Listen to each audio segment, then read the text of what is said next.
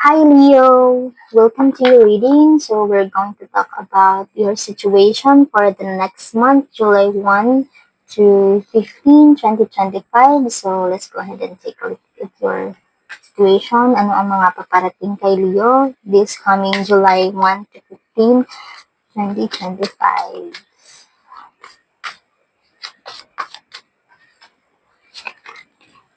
Okay.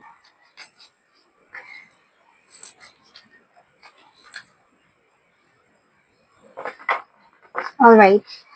So Leo, you do have the Eight of Wands at the beginning of the month, and then followed by the Tower and the Lovers.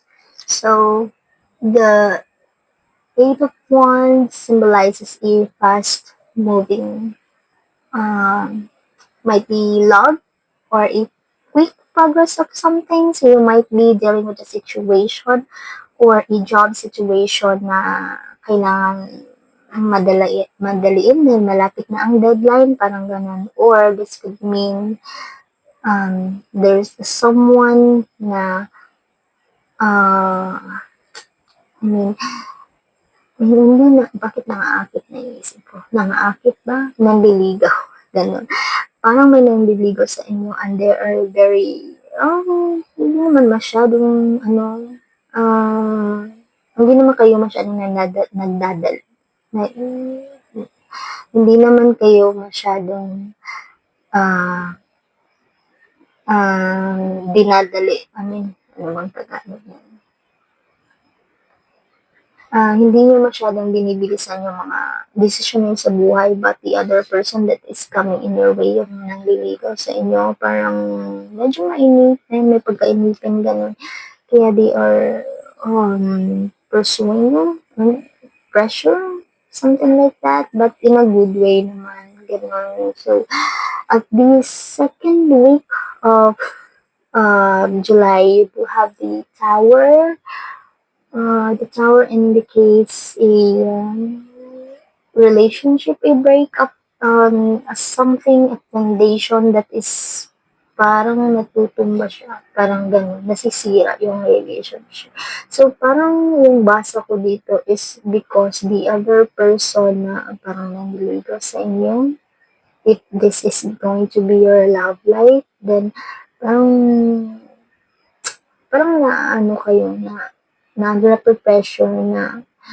nandiyan siya at palaging nangungulit sa iyo at minamadali yung desisyon niyo na maging kayo na. Parang ganun yung nababasa ko. But, um, parang kayo ay parang hindi pa handa. Ganun. So, you do have this tower, the foundation. So, parang dahil masyado siyang makulit, parang kayo, parang ayaw niyo ganun. Ay, parang ayaw niyo na ganun.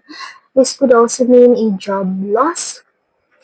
So, I remind you, Leo, to take good care of your jobs. Kung may mga bagay na pinag-iisipan kayo that is not related to your job, then iwan niyo lahat ng mga problema niyo sa bahay. Huwag niyo dalhin sa trabaho kasi I think naapektuhan din yung trabaho niyo dito.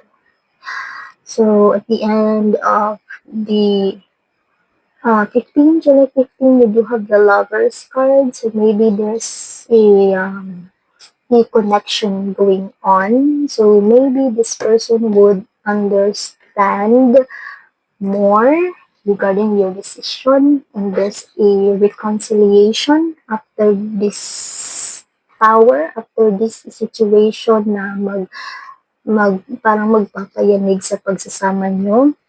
If we're talking about love life, okay? If we're talking about job, so I might suggest that you should focus more sa job mo kung nasa job work ka.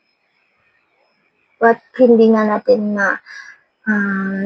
maiiwasan na meron tayong mga problema. So you just have to pray for something because you just have to have faith, Leo, because at the end of the week you do have the Lovers card, which is the reconciliation. The lover also indicates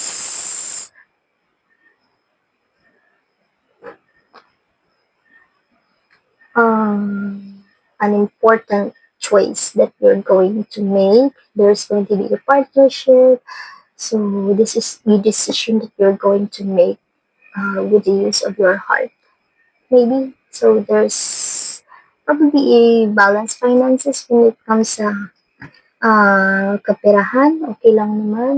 Balance naman.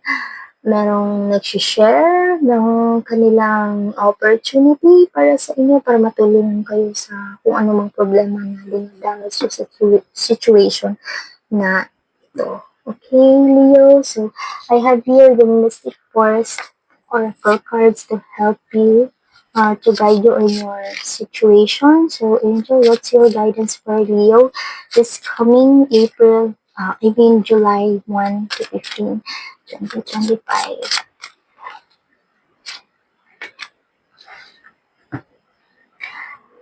A deeper world. So, Leo, makinig kayo. Don't push or force your way through life. Finding balance, even in dark times, will open your heart to the depth of compassion in everyday moments. So, sinasabi dito na huwag niyo masyadong intindihin nga or dinadamdam yung mga problema na nasa paligid niyo ngayon na kasi ang buhay ay parang weather-weather lang ganun at kailangan yung mga bagay na para sa inyo talaga. And you are going to find balance in your life even in dark times daw when you open your heart. Kaya siguro meron tayong lover's card dito for a deeper connection with your soul, to pray for anything na dinadamdam nyo or mga gusto nyo pagdesisyonan sa buhay. So, I remind you, Leo, that you don't have to push yourself or force your way through life, and it's important to have balance. So, huwag nyo isipin masyado yung mga problema. Yan. Mag-enjoy lang kayo. Yan. At the end of the day, you'll be in a better situation. Okay, Leo, thanks for watching.